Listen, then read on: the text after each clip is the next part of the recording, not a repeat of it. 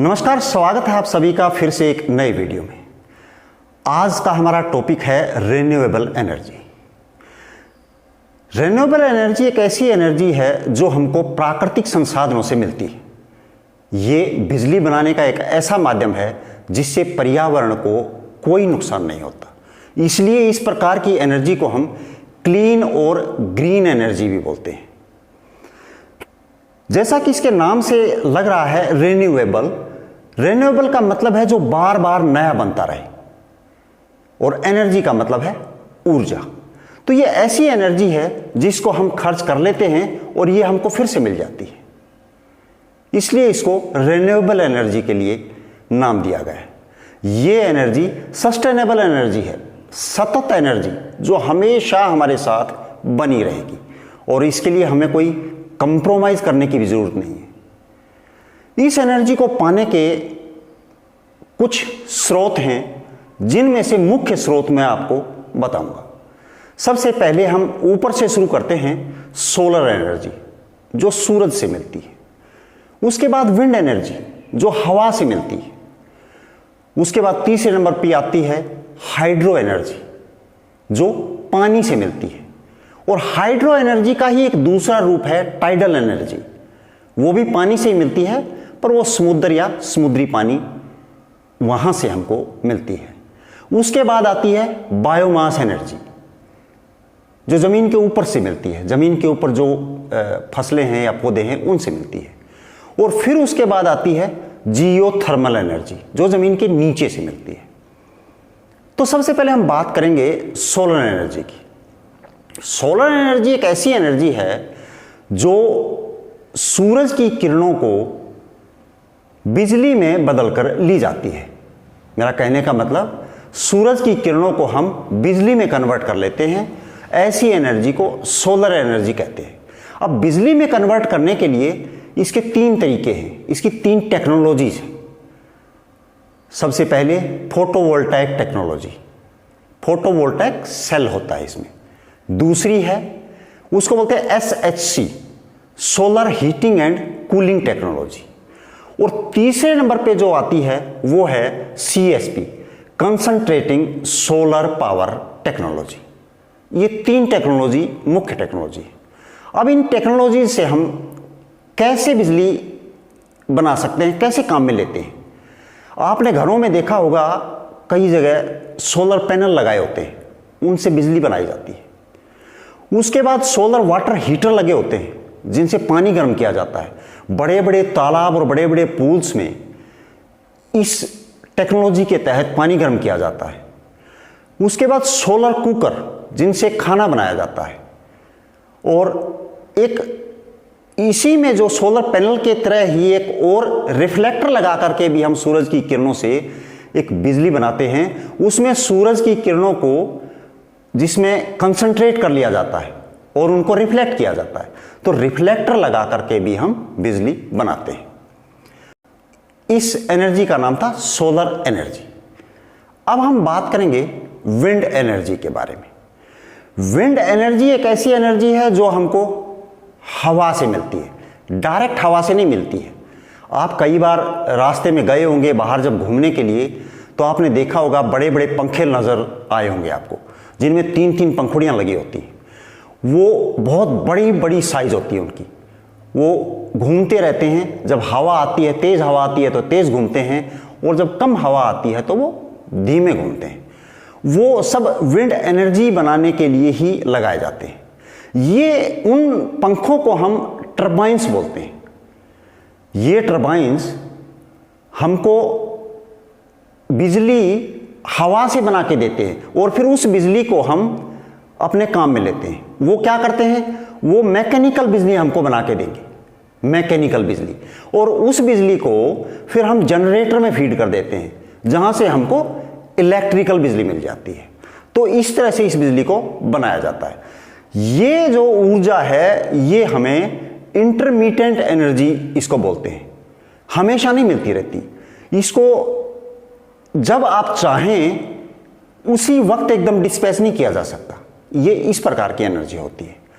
अभी इसमें इस एनर्जी को कैसे लिया जाता है, इसमें बड़े बड़े विंड फार्म लगाए जाते हैं।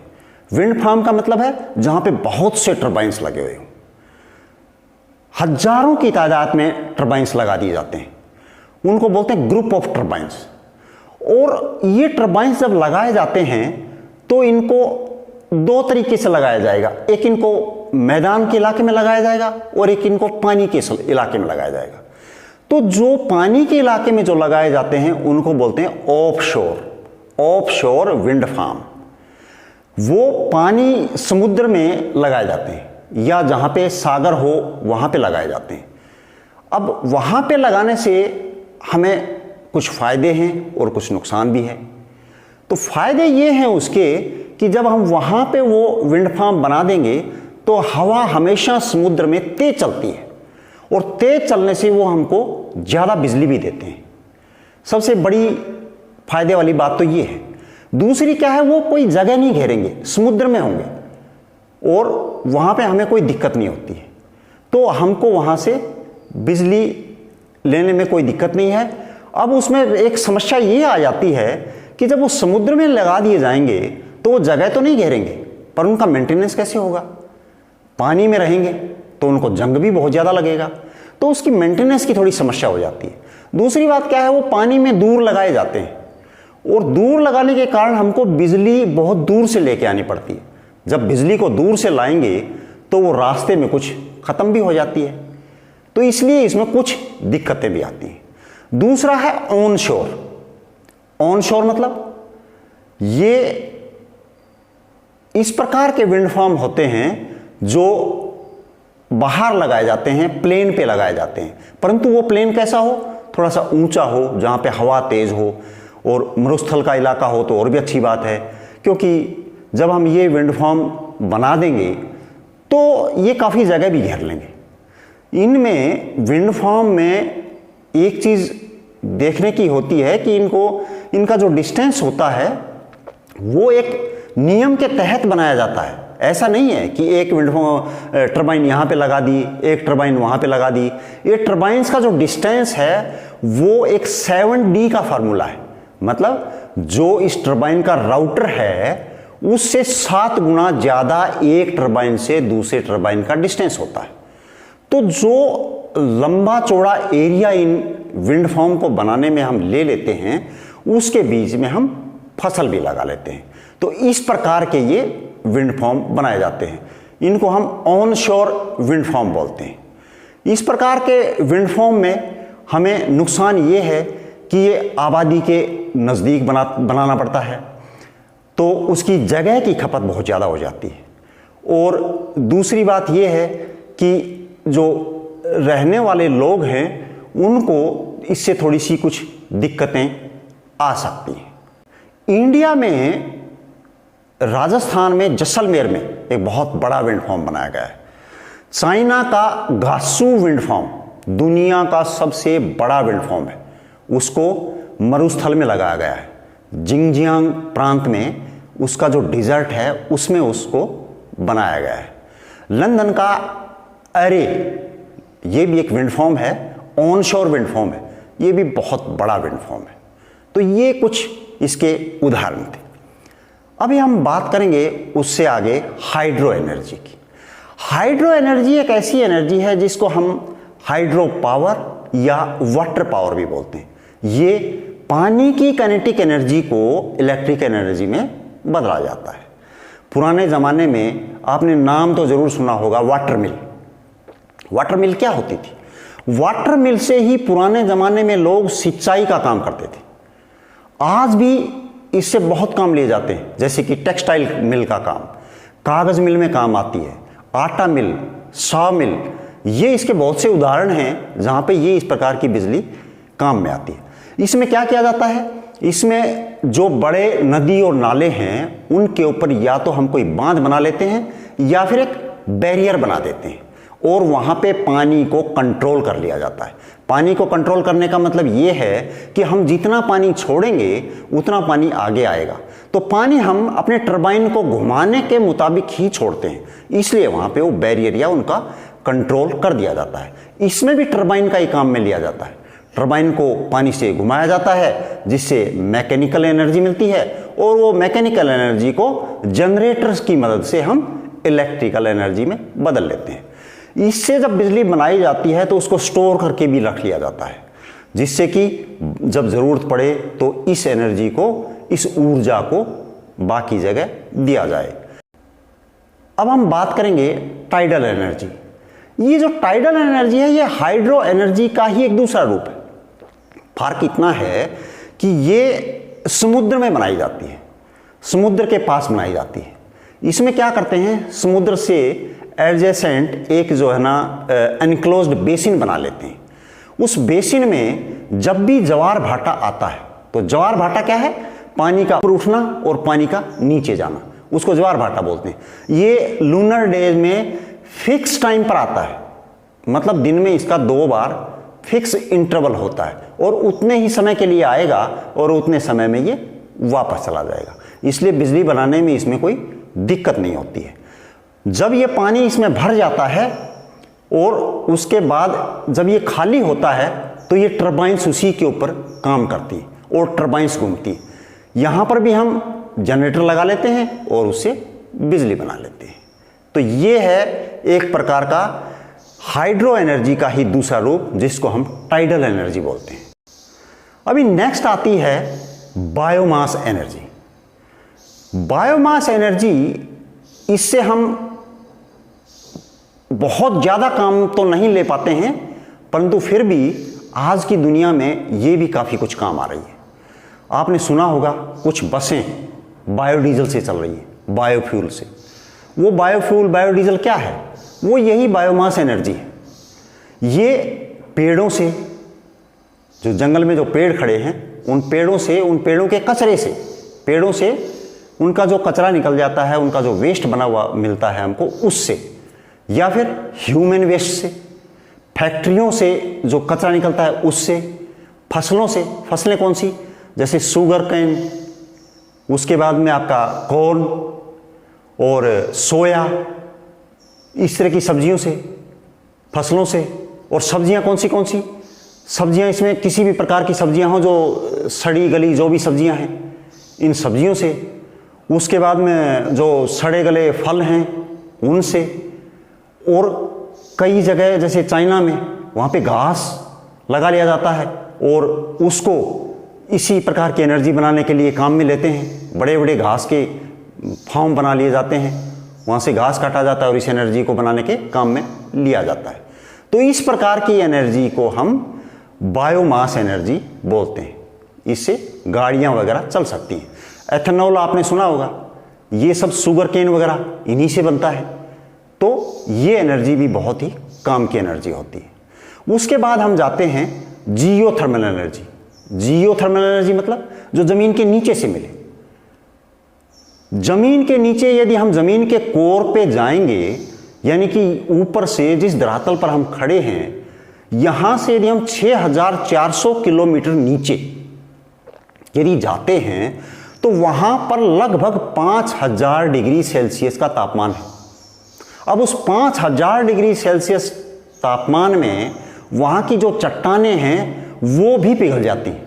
वो पिघल के, आपने कई बार सुना होगा, मैग्मा, लावा बनकर के ऊपर आ जाती है। तो इतनी ज़्यादा गर्मी है। तो ये जो ज़मीन की गर्मी है, इसको भी हम एक एनर्जी के रूप में काम में लेते हैं।